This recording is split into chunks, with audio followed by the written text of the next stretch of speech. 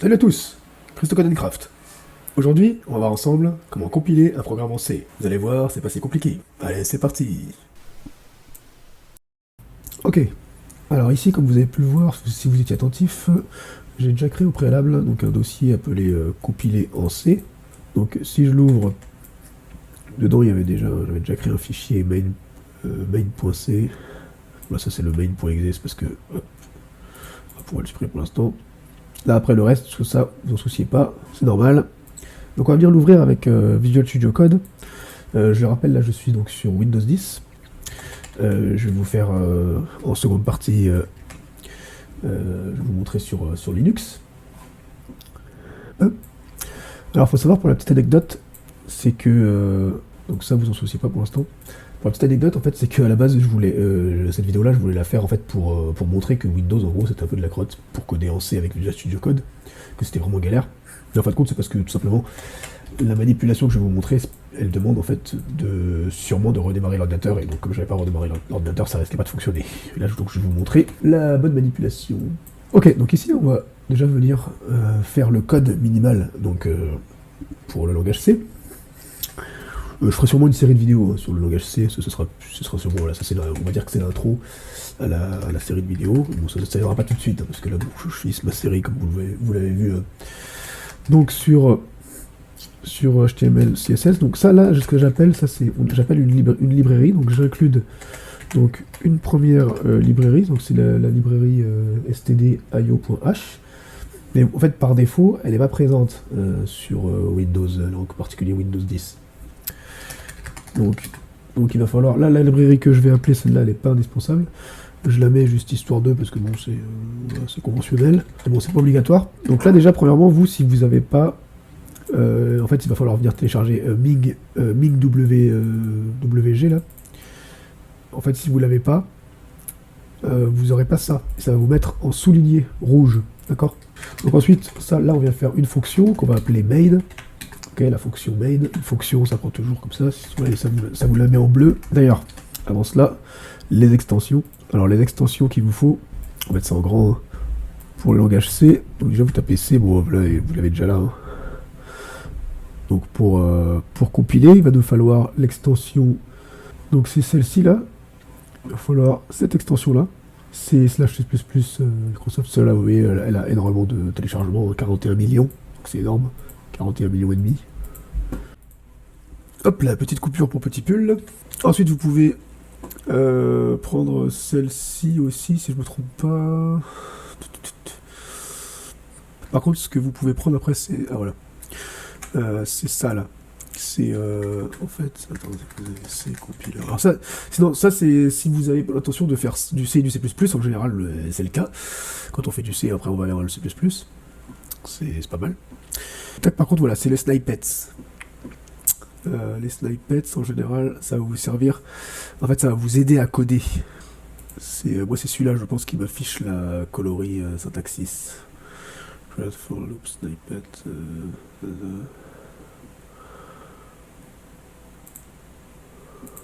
colorie syntaxique... Enfin bon, après, moi, j'ai pris celui-là... Thème color... Ah, voilà, il y a celui-là aussi, ouais. Tac, tac... Bon, en tout cas, voilà, prenez ceux-là, là. Voilà, parce que c'est mieux d'avoir les... En fait, d'avoir le code coloré comme ça, vous savez, quand par exemple, quand c'est en bleu, vous savez, automatiquement, vous savez que ça, c'est une fonction. Là, c'est en fait, c'est int, et je l'appelle main. D'accord. Donc moi, je fais la manière longue, la manière plus précise, plus propre, on va dire, mais bon, vous avez la manière aussi plus simple, hein, je préfère être propre. Ouais, sinon, j'oublie la virgule. Non, ah oui, c'est normal, parce qu'il n'y a pas encore il met une faute, parce qu'il y a... Hop. Alors, donc c'est ARGV, tac, tac. Ici, on met les crochets, et en fait, derrière, on met toujours les accolades pour une fonction. Alors, soit comme ça, alors, si je fais... Voilà, il va me le mettre comme ça. Si je fais CTRL-S, il me la remet comme ça. Donc ici ensuite on va faire printf, vous voyez il l'a mis par défaut. Printf c'est pour dire en gros dis-moi ça. C'est la même chose par exemple en Python.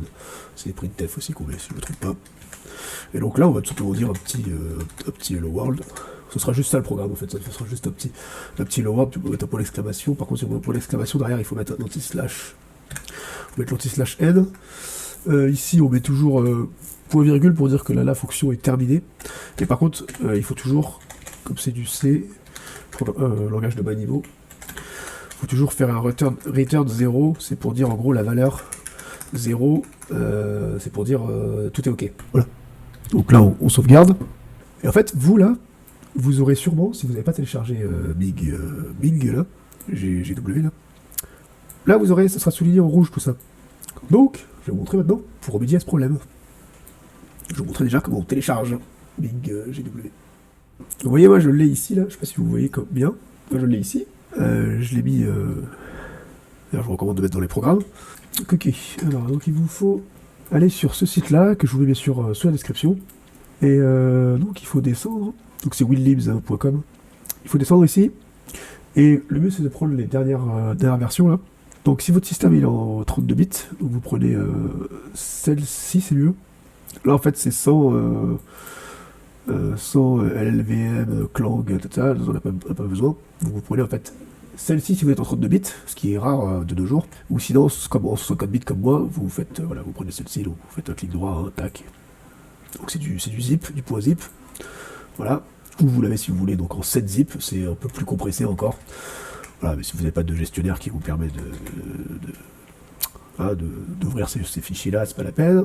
En général, avec WinRAR, on prend ça, puis c'est bon.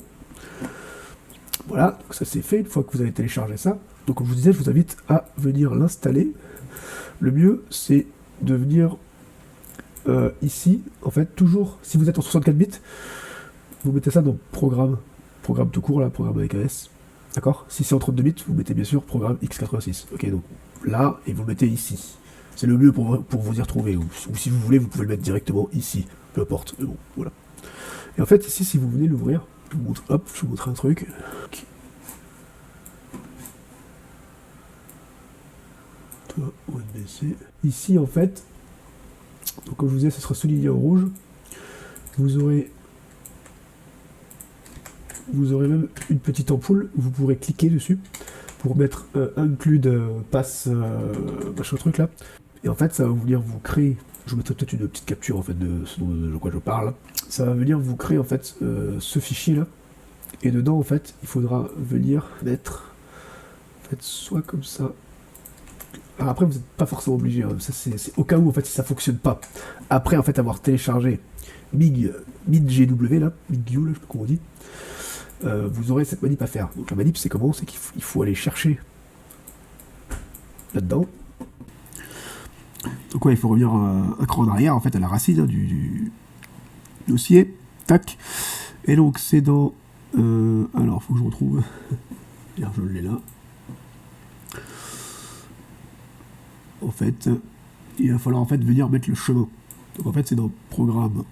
Donc programme file, data. Donc ici dans include, en fait il faut mettre, vous mettez les deux pour être sûr. Alors ici elle y est pas en fait c'est la STD qui pose problème en général, c'est celle-ci là, c'est la STDIO là, STDIO. Ici elle y est pas. Moi dans celui-ci elle est, si je me trompe pas elle est dans le lib. Ensuite il faut être dans le GCC ici 12.2. De toute façon je l'ai là, je suis bête, je me casse la tête mais. Hop, elle est dans tout ça là. On confirme ça, en fait elle est là-dedans. Donc c'est 12.2 et en fait elle est ici. Voilà. Ici et là, normalement elle y est quelque part là. Non pardon, il faut rentrer en plus dans tout en haut dans SSP et elle est ici, donc stdio.h. Donc elle est ici. En fait pour être sûr, il faut mettre tout ce chemin là. Vous prenez ici là, vous faites copier-coller. Donc en fait quand vous faites copier-coller comme ça, hop, il faut mettre double anti-slash pour que ça prenne en compte.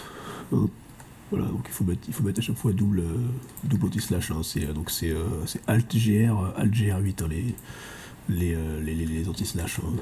Alors si vous voulez aller plus vite, vous sélectionnez comme ça, vous faites CTRL-D, tac, tac, tac, tac, et CTRL-V, boum. Vous voyez, voilà. Donc là déjà, ça devrait... donc déjà, on a réglé une partie du problème, seulement une partie. Maintenant, il va falloir venir... en fait, il faut savoir que dans ce MidGW, vous avez GCC. qui en fait lui permet c'est lui qui permet en fait de prendre en compte le langage C là, de compiler. Donc ici maintenant ce qu'il va falloir faire, c'est venir donc installer la variable d'environnement pass en fait pour le chemin des binaires là. Donc pour ça il faut s'ouvrir donc un PowerShell. Donc Windows PowerShell, hein. Windows PowerShell, hein, qui accepte les commandes, en partie les commandes Unix, quoi, les commandes comme Linux, hein, si je ne me trompe pas. Si vous faites un ls, ça fonctionne. Ok, clear, d'accord.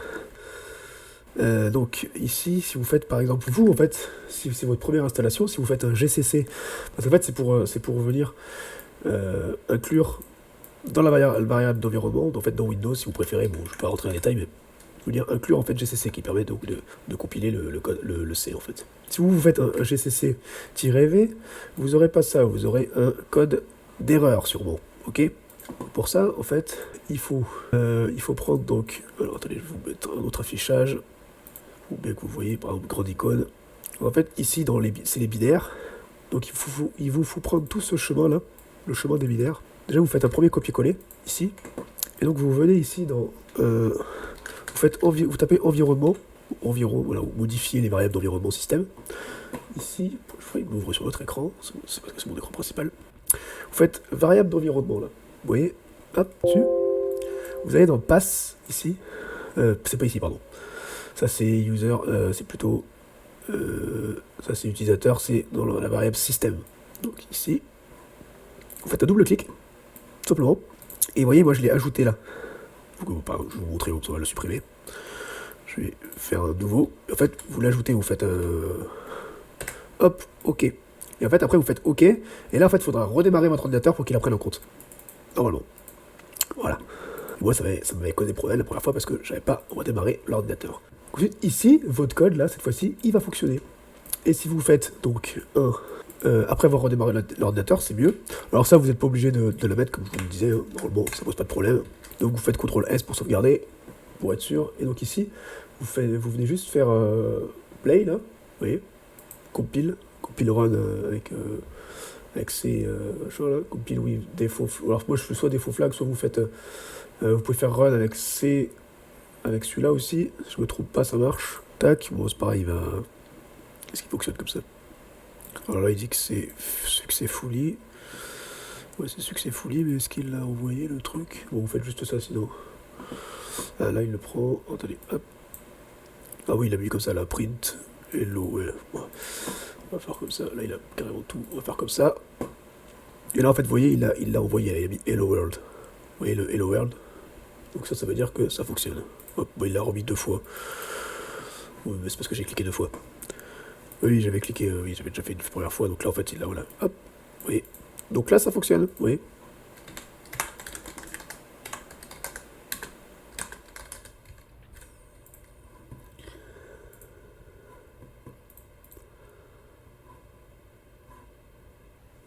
Hop, il exécute le main.exe. En fait, il le crée là, hein. Il l'a créé ici.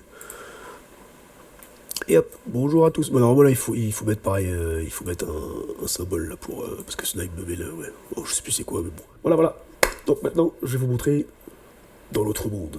Le monde des OS libres. Le monde beaucoup plus simple. GNU Linux. Allez, c'est parti.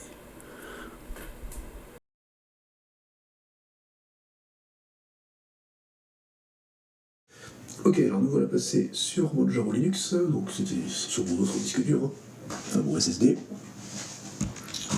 Alors ici, donc, on verra un petit terminal. Alors vous voyez ici déjà, premièrement, si on se fait un petit gcc-v, tac, donc là on est bien, donc la version 12.2.0, donc c'est partie des dernières versions, hein. C'est la dernière version même. Ok, donc ici on va venir se créer sur le bureau.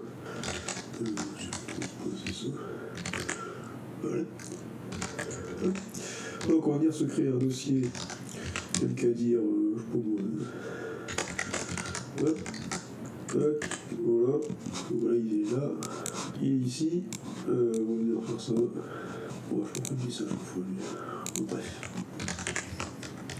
On va venir se déplacer dedans parce que sinon. Là. Donc là, il n'y a rien dedans. Hop, on va bien ouvrir. Parce que c'est pour ouvrir bien Studio Code. De cette manière, je vous le rappelle. Yes, je fais confiance. Voilà. Donc là, il est là. Donc on vient se créer un fichier main.c. Donc ici, vous voyez sur Linux, j'avais pas déjà j'avais pas les extensions en question. C'est le thème pour la couleur. Ça aussi, hop, comment. Donc, on va venir se mettre. Voilà,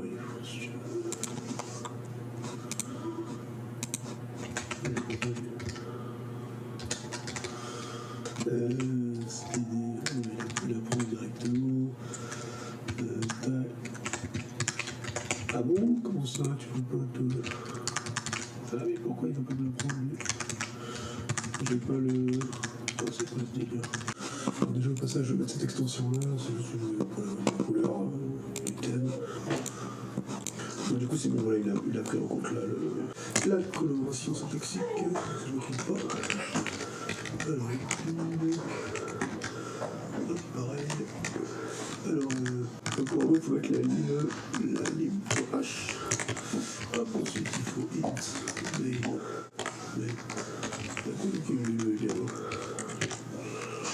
Après je suis pas forcément obligé de.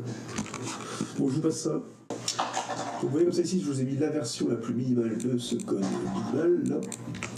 Et donc là on peut tester. Hop, c'est le run. On va faire un petit contrôle maj U pour ouvrir. Il va pas. Je sais pas pourquoi il ne prend pas les raccourcis lui. Il ne prend pas les raccourcis, Mister.